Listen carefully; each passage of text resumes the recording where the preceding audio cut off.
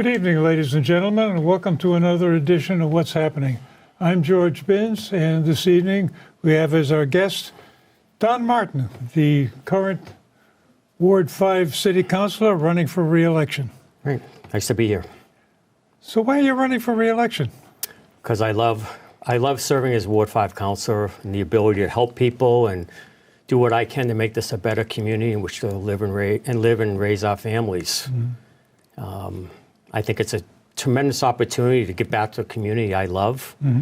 and that's why I've been doing it all these years. Mm-hmm. And I like the ability to help people. I always tell the story of first time I was in, I got a phone call on a Sunday night from this elderly lady who lived on Route 1A, and they forgot to pick up her trash. So I said, I'll take care of it. I went down there that night, picked up her little bag of white trash and threw it away for her. Mm-hmm. You would have thought I saved her life. She was so happy.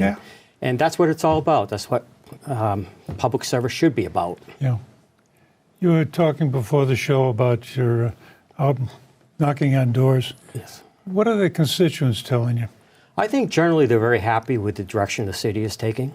Things seem to be very good in the city overall. I think there's a concern about potential growth or too much growth, traffic concerns. People, I think, would like to see more sidewalks and roads paved. But overall, the response has been pretty good. Yeah.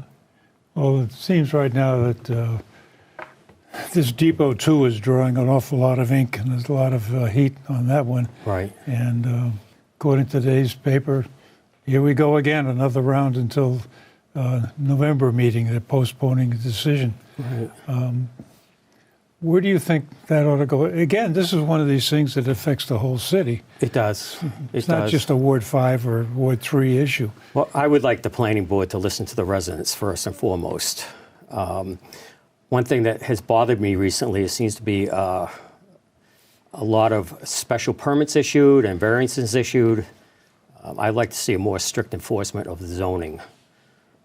But first and foremost, as I mentioned, I would hope they would listen to the residents, mm-hmm. but that isn't always the case, unfortunately. But I'm a big believer in transit-oriented development, which is...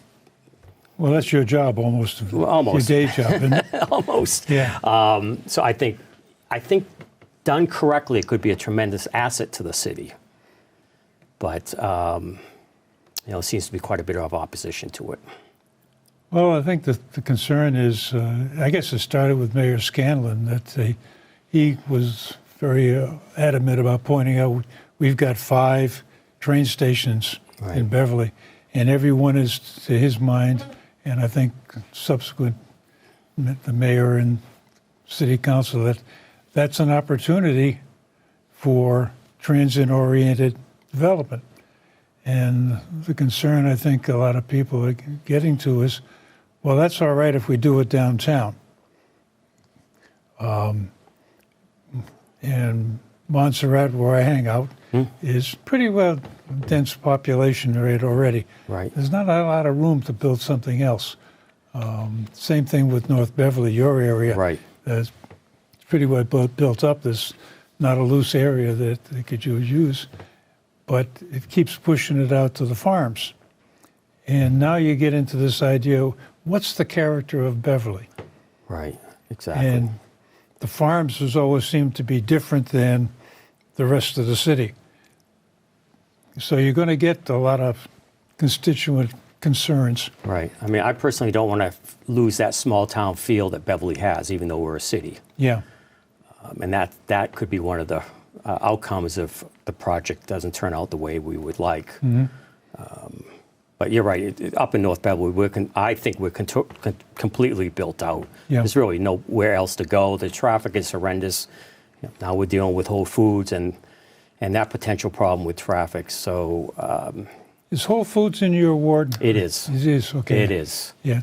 And so far so good, but it's early. Yeah. And it remains to be seen whether those roundabouts can handle the influx of all the additional cars. Well, one of the recent meetings at the Parking and Traffic Commission, they mentioned that they should hit 100% capacity in 2025. So we got a little bit of breathing room, and that implies that there's got to be some forward thinking about what do we do next. And Dunham Road, again, that's your area. That's a tremendous opportunity, the way that they're building that out with factories and Right. I guess there's a nursing home that's going in there. I think it's an 55 and older community, I Yeah, believe. something like that, yeah. I mean, there is a point where we have to have a discussion, how big do we want the city to become? For Well, most of my lifetime, it's been 38, 39,000 people, and now Yeah. we're up over 41,000 and growing. So again, we don't want to lose that small town feel, even though we're What do a you city. think is the magic number that, hey, this is about as far as we can take it? Maybe a couple thousand more, Maybe 45,000? possibly, Ma- but that's just upper my limit. opinion, Yeah, I not understand, based but- on any scientific fact or anything, Yeah. just my gut reaction. Well, the other concern, I guess, that I have with the housing is that, yeah, we can do this transit-oriented infrastructure, and it does great things for Boston, where you have a couple essentially working in Boston, making good money, but not good enough to live in Boston, and obviously the move out to the suburbs where it's a little less expensive. But at the same time, that has an effect of driving up the local costs. And one of the things that surprised me is I bought my house 51 years ago now, $32,000. And that was a stretch for me at the time. That was a lot of money back then. Yeah. And now, if I believe Zillow, it's worth $750,000. And back then, the rule of thumb was you didn't buy a house any more than 1 year's salary. Now, that rule is long since gone, That's true.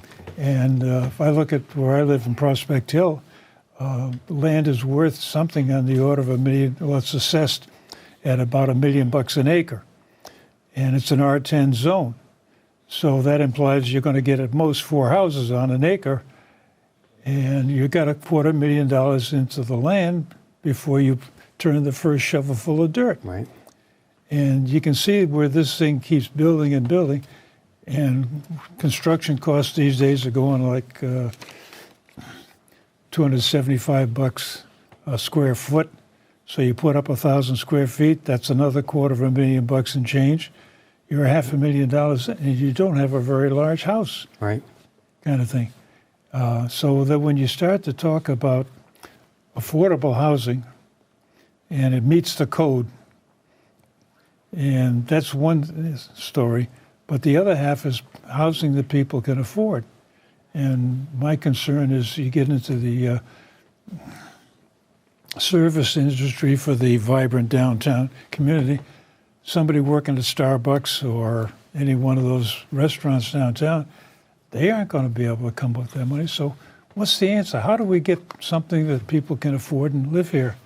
Well, that's and a work great here? question. Of course, the housing market is driven by supply and demand. Yeah. And we have an overheated economy right now. At some point, it has to cool off. But will it cool off enough for people to actually afford to, that want to move to the city, be able to afford a house? Yeah. I don't know. Just got to hope that people continue to see their pay increased. And sometime down, if they can't buy in now, they might be able to in 5, 10 years. But it's a difficult market to buy into, no doubt about it. We've had Andrew DeFenza on the show a couple of times talking about affordable housing, and he points out he's got waiting lists that are so long that people will not live long enough to get to the top of the list. So much. And the issue comes down to people who would like to retire and downsize. Where do you downsize? Exactly. And for what? You drive along 95 coming out of Boston, you get into Peabody, and along the side of the road just north of 114 entrance, there's all these mobile home centers, trailer parks. Right. That's an affordable way to get small housing, but it's not a lifestyle that I think fits with Beverly. Right. I think that's why Brooksview Village up in Peterby's been so successful. It is an alternative if you're looking to downsize, but unfortunately it's not in Beverly. But Well, the next obvious question, why don't we have one in Beverly? What would it take to change the zoning to bring something like that in. Like we mentioned earlier, up in Dunham Road, they got this over 55 community. I mean, I think that is something we need to look at over the next few years is how do we attract facilities like that so people who've grown up in Beverly want to stay in Beverly can find a place to downsize and afford. Well, It's a real challenge, no doubt about it. One of the areas I think about is Folly Hill. Yes. It's a lot of vacant space up there, and this has been kicked around a couple of times, and it gets down to an issue of the neighbors don't want the traffic, but yet at the same time, we get into this situation. By the way, is Folly Hill in your ward? It was at one time. It isn't presently. Okay, so that's somebody else's problem. Yes, it is. It still all falls back to the city council. Yes, it does. What would it take to change the zoning on Folly Hill to force it into a Brooksby Village kind of thing? Well, someone would have to initiate that, most likely the mayor, if he so choose. Yeah. Could the city council initiate that? We could, but in that case, I would look to the Ward 1 councilor where it's his ward. Yeah. I try not to stray out of my ward on issues like that, but if it's something a councilor felt strongly about and had the support of the mayor and the Ward 1 councilor, it might be something we could look at and pass. But there is a lot of concerns about traffic and impact on existing neighborhoods. Yeah. In my philosophy, we always have to protect the existing neighborhoods first and foremost. So there's a lot to consider when suggesting something like that. It'd have to be the right location. Yeah. And it's difficult because Beverly has congestion problems as it is. Yeah. Oh, and you don't want to contribute to them, make it worse. Yeah, the intersection by Henry's Market is one of the major challenges right now. And the good news with that is the reconstruction next year. Yeah, so that's going to be another roundabout. Right. No, it's not. It's going to be basically the way it is now, but with dedicated turn lanes, new lights, better lighting. It's supposed to be more pedestrian friendly, and the idea is to keep the traffic flowing. Yeah. Which hopefully will prevent people from cutting through the neighborhoods behind Henry's Market to bypass the interchange. Yeah. But it will not be a roundabout. Oh, okay. I've heard both versions of it, and I just haven't heard the latest and greatest, obviously. It's probably not out yet either. So I don't think it's been finalized, but last I heard it was not a roundabout. Okay. We have enough roundabouts. Yeah. So where does the city go from here? As far as... Well, we've got this pressure from Boston. The mayor of Boston is very happy to get this transient-oriented housing going. We've got that action going downtown. I would not bet against Depot 2 going up. I would not either. Sooner or later, that's going to settle out. And Rantoul Street is about done. I don't think there's any more logical space to work there. So what's the next area? From what I hear, it's behind the Beverly train station. The Bolamat, that area. Yeah. There's been talk of additional condos down there at some point. So that would probably be the next project I see on the horizon, potentially. I've heard that one's hung up over buying out these car wash. It could be. Yeah, that was, and I've heard that Monahan's is going. I've heard the same thing. Yeah, so. I mean, in Ward 5, I think the two biggest issues is Whole Foods and that impact on the residential neighborhoods. And as we just discussed, the Henry's intersection project next year. Yeah. I know I'm on the Parking and Traffic Commission, and we've had a couple of go-arounds with the schools because of the parking issues there. Hull Street got a lot of attention. I haven't had any problems yet about the North Beverly School yet. I think that the traffic situation is okay. I haven't heard any complaints lately. Yeah. Putnam Street's a tough street to navigate. It's narrow. Yeah. That's why we have the do not enter for 1 hour in the morning and 1 hour in the afternoon. So I think overall it's worked pretty well over the years. You just got to take it slow, which some people don't. But Yeah. And guys are out there with the stop signs at the right time. yes, Yeah.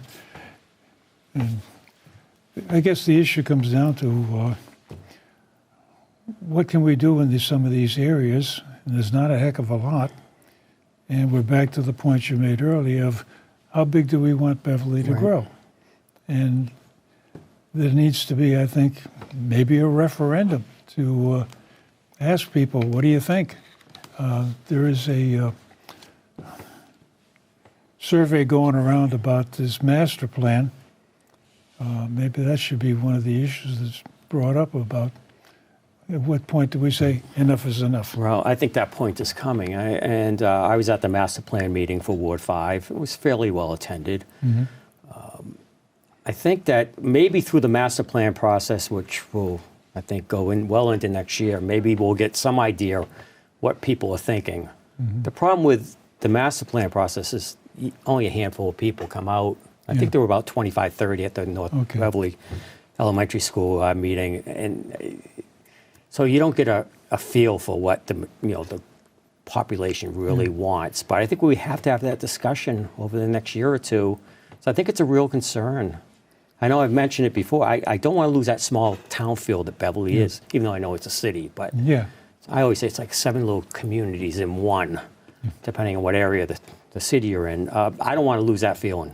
Mm-hmm. And we will eventually if we keep growing without any limitations. So I think it's a discussion we will have in the next term. Well, we get back to the issue. You're going around knocking on doors. Yes. And does anybody that you've contacted have any feel for how big the city ought to go? Is that a personal concern of yours, or is that? I think it's shared by a lot of my constituents. Yeah. I mean, there's no magic number, but I think there's a concern, especially when they look at Cabot and Rantoul Street, that we're growing too fast. Mm-hmm. And I mean, we talked about Ward 5, but we're pretty well built out. But and we have our issues, obviously. But I think there's just an Such overall as? feeling that we need maybe to slow down a little bit and really think this through. Yeah. What's the process for getting this thinking is through? Again, because I think the issue over Depot 2 and Rantoul Street and now Cabot Street is all tore up. These things are happening, and yeah, you can see that there's areas of the city like Rantoul Street and Cabot Street that have been neglected over the years. Right. And if you revitalize the streets and some of the amenities, the area starts to come back. Right. But we run into a parking problem that, okay, you want everybody to go downtown. Okay, where are you going to park? Oh, I can't go downtown. There's not that much. So one of my concerns is about Rantoul Street, and again, it's not your area, but we can talk about the same issue relative to the North Beverly Plaza, that it's all well and good to have transient-oriented housing there, but if there's no markets nearby, or you can't get to them conveniently, and I like the old joke about when I was a kid, I could barely pick up, $10 worth of groceries. Now, I can carry that in one hand, But you get to the issue of how do you service some of these areas? Well, that's a great question. I mean, we all remember back in not to date ourselves, back in the 70s when Liberty Tree Mall opened and downtown Beverly became a ghost town. Yeah. And no one went downtown. Now, last 10, 20 years, there's been a rebirth, a lot of great restaurants down there, and people are traveling back down there. Mm-hmm. And they're, the parking situation can be tough at times, but, just the improvements they're making, I think, when it's done, will be very good for business. Yeah. But they may have been a little bit too ambitious trying to get Rantoul Cabot Street, completed. Maybe should have spread it out a little bit more. Oh, But, yeah. I could say the same thing about Dodgers Row up in my area where the paving is yet to take place, and being What told seems to be the hang-up with that one? it's the contractor, from what I understand. But we got word today they'll be paving next week, so we're almost near the end. Yeah, But 'cause they just came through my neighborhood and chewed up all the streets, and now we bulk. but that's a good sign. But Yeah, yeah, because construction season is almost over, so they have to get these roads paved. yeah. And you know, Nothing can go wrong. Go wrong. Go. neighbors up by me, we've all been very patient with this road construction, so I'm glad it's coming to an end. Yeah. What other projects are going on in your area? Let's see. I mean, the big thing I'd like to see more of in the coming years is actually more paving. I mean, that's a big issue I hear about constantly, and nothing I despise more than having to tell my neighbors and constituents, you're on the list. Yeah. Because the list is long, and I think there's been a focus on the larger streets in the recent years. I would like the focus to turn to the smaller streets. That we could spread out the money more and get some of these, especially there's a number of streets off of 1A, for example. You know, Puritan is one of them. It's just in a mess. And I would like to see those side streets be done. And of course, my pet peeve is always Nelson Avenue, which we did half last year, and I was trying to get the rest done this year, but it looks like it's going to be next year. Yeah. But it's just very little money to, I mean, the Dodge Street project was almost $500,000. Yeah. So it's extremely expensive to pave. But I think we need, and we spend about $3 million a year on paving, but I would like us to spend a little bit more if we could find the money. Yeah. Well, when you start one of these paving projects, what's the level of reimbursement from the state or contribution from the state? Are they very helpful in this, or is it all on the city's dollar? I think in fiscal year 20 that we got that. It was we're spending $3 million. I think half of that's coming from the state. Yeah. And you know, I think as I mentioned, I'd like to see more of a contribution from the city. Yeah. So maybe we can do 1 or 2 more streets per ward Well, next year. okay, then where's that money coming from? That's a great question. Yeah. Yeah, and that is the problem. There's just the budget is, it's balanced, but it's, you know, we got a lot of obligations, no doubt. Yeah. And we're going to have John Mullady on the show shortly, and he's going to tell us that we need more money in the school system. And we've had discussions in the past with the superintendent and Chris Silverstein when she was president of the board, I guess, of the school board. Right. And they're always looking for more money. So I guess the question is, how do you balance this? How do you as a counselor, decide whether, hey, we need more paving, which causes your phone to ring, or we need to put the money in the school system. Right. Well, the school system's getting over $60 million. Yeah, they're a little over 50% of the budget. Right, and that doesn't even include debt service on their buildings. So I think they've received more funding this year than they've ever received in the past. Yeah. So I think it's more than adequate funding, and I think they provide a quality education for our kids. Yeah. And that's always, we always look for direction from we always go in and talk to the mayor before he prepares his budget every year, and we say what our priorities are, and then it's up to him and the finance director to craft a budget that tries to meet as many of those needs as possible. Yeah. But it's tough. It's very tough. And, we got new schools. We have a new police station coming, which I'm very happy about. And there's a lot of obligations that we have to meet financially. Well, that raises another interesting issue of what are we going to do with the old Briscoe? Well, there's 4 bids in. Yeah, but One's $1, one's $600,000, one's $2.1 million, and one is $4 million. yeah, And the mayor will make the decision on that. school. Does the city council get a? We do not, unless he asks us for our opinion, we do not have a role in that decision. Well, that gets down to the other issue of a couple of years back, we did the charter Right. and changed from a relatively strong board of aldermen to strong mayor, relatively weak city council. Is that really working well? Well, obviously, it's a strong mayor form of government right now. And I think that in some instances, city council could play a stronger role.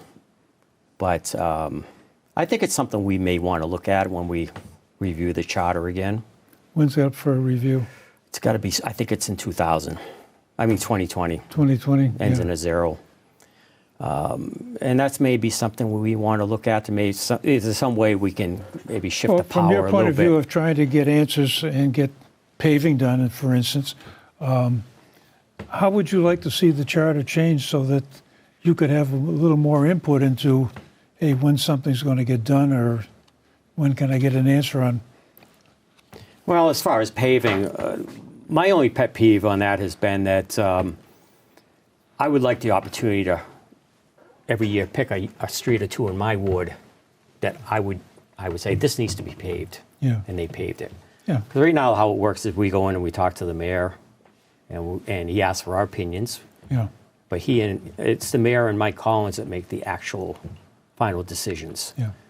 So in that particular instance, as far as pavement, I would like more ability to actually pick the road. Yeah. And not rely on them so much. Well, Even though they have been good to us over the years, but the money is. I give Mike Collins credit. He's got a whole city full of problems. He does a terrific job. He has to spread it around. Yeah. Exactly. But that's one area when we look at the charter, we might be able to tweak. Well, we've gone through about half an hour, and we've got about 2 or 3 minutes left. Would you like to tell your constituents why they should come out and vote for you on November 5th? Sure. First of all, I want to thank the voters of Ward 5 for allowing me to represent them as their ward councilor. I consider it an honor and privilege to serve. It's a responsibility I take very seriously. As we discussed here tonight and during this campaign, I've emphasized that great things are happening in Beverly, and I certainly believe that. Finances have never been better. Our schools never been as well funded as they are right now. Our parks and playgrounds are in great shape. And this week, the City Council approved funding for a new police station. Beverly is a community on the move, and I want to respectfully ask for your vote on November 5th so that I can continue to represent you as your representative on the City Council as we move Beverly forward. Thank you very much. Oh, Don, thank you very much for showing Thank you. up tonight. Appreciate it. And ladies and gentlemen, we're going to do some more of these interviews and discussions with the candidates.